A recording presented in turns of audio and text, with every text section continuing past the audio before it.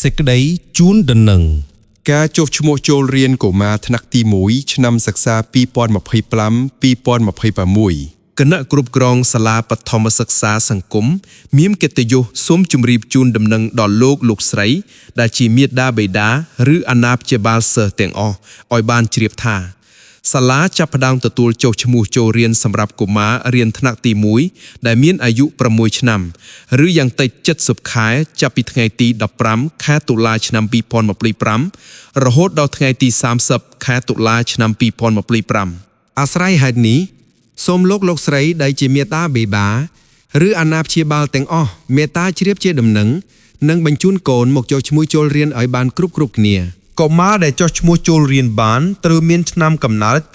2019ត្រឹមខែធ្នូឯកសារដែលអាចភ្ជាប់មកជាមួយនៅពេលចុះឈ្មោះចូលរៀនមានដូចជាសម្បត្តិកំណើតថតចម្លងមួយច្បាប់ប័ណ្ណសុខភាពកុមារថតចម្លងមួយច្បាប់